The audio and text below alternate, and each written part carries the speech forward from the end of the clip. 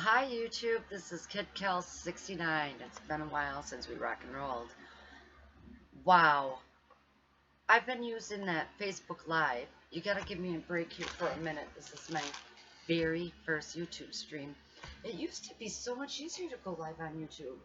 I just don't even get why everybody's streaming and doing like,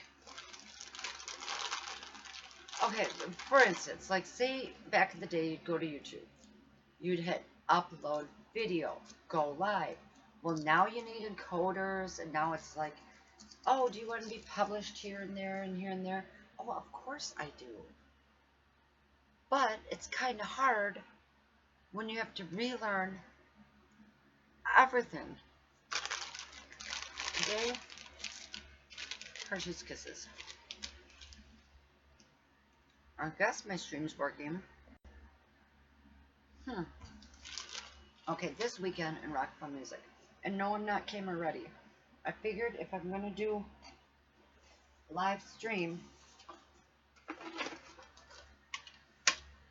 I better get ready live, right? Okay, so Friday, down at the Outreach. I'm the director of Rock and Fun Music, director and creator of Rock and Fun Music, TM Records, and Teen Outreach Company. We're also a prison ministry. I'm a recovering alcoholic, and my daughter is a recovering addict. I drink Busch non-alcoholic beer, like it's going out of style. My mom calls it near beer. I guess back in the day, it was like called near beer. So yeah, relaxing, doing that, sweating bullets. Oh, did you notice the tree in back? Well, there's a story behind that. My granddaughter was actually, her and I are estranged because of a family situation, and she went home on Christmas vacation, and she hasn't been able to come back since. And my daughter is currently serving very hard time for a prison, or for a heroin addiction, and that's why I run Stop Heroin Burlington, Wisconsin, and work with Stop Heroin Wisconsin and Stop Heroin nationally, because they're taking our young girls and young men who are approximately in the ages of 18 and 24 and putting them in prison with murderers, rapists, and the kind, when their only crime, it's not, I shouldn't say only crime, it's a deadly, deadly drug. But what I'm trying to say is this non-criminal offense of self-destructing, and they're getting put in these beds in for 23 hours a day for a lot of these inmates, out 1 hour a day. The girls that are getting out regular are not getting programming. So that's why my record store doubles as my causes. Now, if Nevaeh, my granddaughter, was here, she would not be happy at all. Oh, her little fingerprints are in there. She said, Grandma, don't use my makeup. But she's too young for makeup, so the makeup's for play. But all of my good stuff, all my good makeup, is down at the music store. Because as I just posted on Facebook, my routine is wake up in the afternoon because I sleep late, because I stay up late. You know, I'm a promoter for music. I do a lot of internet work after I get... Oh, this is from Hot Topic. I was really happy with this eyeliner. So back to the subject. I get to the music store. This week, I walk in, I flip on the boombox CD and Faster Pussycat. Gonna turn on stereo, little bit of rock and roll. You know that song. They do it better than me. So anyways, then I put my makeup on, gather up all my change. Sometimes I whine and cry, and my friends come in and I'm like, give me some change for coffee. I spend any extra funds that come into the outreach. I exchange T-shirts and LPs for a donation. But anything that comes in that door, I'm spending on postage, paper, you name it. And I really don't have a lot of money to buy coffee. And being a smoker, oh yeah, now frown, all frown amongst yourselves. Being a smoker, if my brother Ron in Tennessee's watching this, he'll probably cringe because I'm smoking a cigarette still to this day. I don't smoke in front of him out of respect, but I smoke at this time in my life. I gave up drinking, I gave up men, I gave up a lot of things. The ministry's going pretty good, but this is about the last to go. So, what happened at the store? Friday, Mark IE for Intensely Entertaining, him and Aaron are driving by busy downtown Burlington, and they're like, "Hi, we're heading to Madison." Some kind of festival.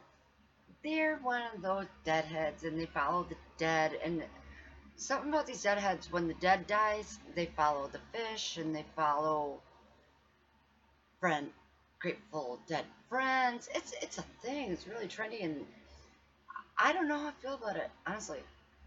To tell you the truth, my experience with Grateful Dead in my life back at Alpine Valley was people were dropping a lot of acid, frying their brains, and some of my friends, well, not friends, but acquaintances, are in mental institutions to this day. Who's calling? I'm live. Hold on. Hello? Hey, I'm live, just so you know. I'm streaming on YouTube right now. Live. Then I'm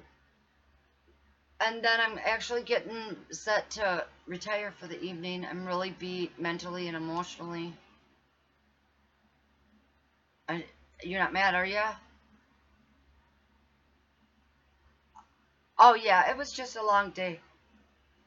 It was just a long day. Yeah, I'm just. How was your roading for the band? Good. A lot of people come out.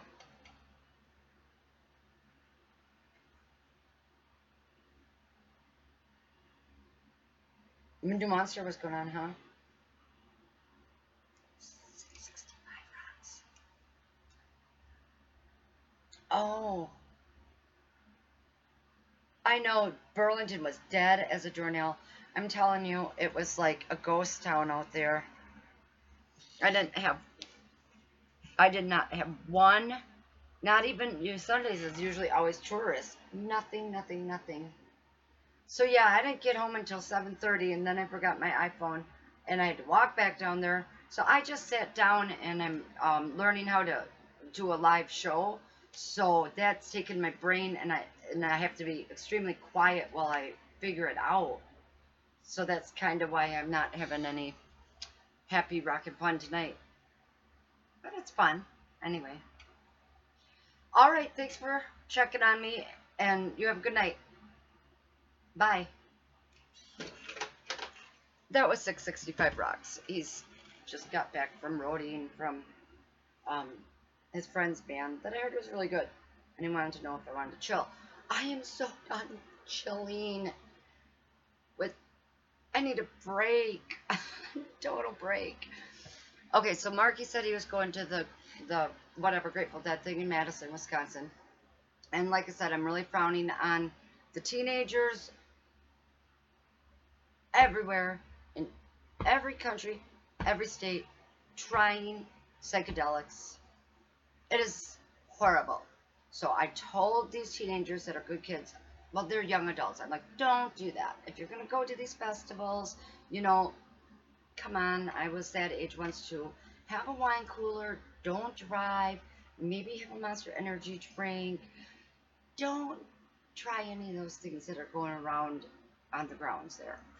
So that's how I feel about these Grateful Dead festivals. Sometimes I feel like it's just an excuse to be a drifter and do drugs. Not all the people.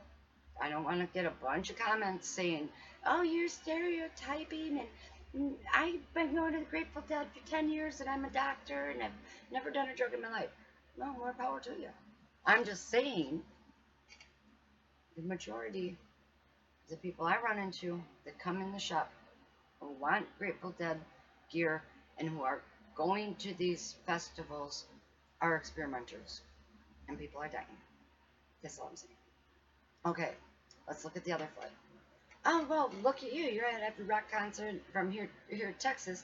Rock concerts, people are dying, drinking and driving, overdosing, crowd control, so many things. So I guess it really comes down to personal choice.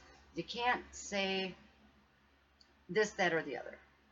But since I've turned my life and well over to the care of Jesus Christ, I find listening to Christian music day in and day out really prevents my triggers for drinking.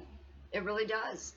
I would listen to AC/DC some days and I'd be bored and I'd be like, oh my God, I really want to go for a beer and, jam some AC/DC. Well, now, listen to this. I have Amazon Echo. This is what I do when I come home. Alexa, turn on Christian music, please. Alexa, turn it up. Alexa, turn it up, please. Top Christian on Prime Music. So I walk in the door, and that's what I do. I do still listen to rock, or what do you call it, WKLH and The Drive down at work. But I'm just really trying to limit the things that go in my mind. It's just, I've been there, done that. Been to the rock concerts, drank 12 Budweisers and blacked out. It just doesn't do it for me now. Now when I go to a concert, I want to remember it all. I want to see it all. I want to look respectable when I'm interviewing the bands. I don't want to be associated as a groupie. I'm a reporter. I'm a journalist. So yeah. So back to Rockathon. So Jeff came in, 665 Rocks yesterday, and he's like, there's this duet over at the bar, and they're pretty good. They're kind of Leonard Skinnerdy type. He's like, just come over, I'll buy you no duels. So I thought, okay, I can go for one duels, and then he had to walk to his car, which was parked like 3 miles away, and I hadn't been on a walk for a long time. So I ended up seeing that band a little bit. I got some live video on Facebook. Had my own duels, felt pretty uncomfortable in the bar. I was just like, I probably shouldn't be here. It's a bad example. Teen outreach lady. Oh, duels or no duels. Ew. I'm in the bar. So I was really happy to get out of there and went on our nature walk, which was super awesome. That was probably one of the best times I've had with 665 Rocks in years. On our way back, we stopped and got a pizza. And we were going over this river walk. Now, I'm not exaggerating. You can ask him. We're over the river walk. I was just about ready to take my iPhone. And I was going to videotape how beautiful the Burlington, Wisconsin river walk looked. And I'm like, Kelly, that's kind of rude to take out your camera. He's sitting there having a conversation with you. He just got you a pizza. Let's just quit with the electronics for a time. So I refrained, didn't start my iPhone. All of a sudden, that picture of that chopped bass in pro with that big fish jumping out?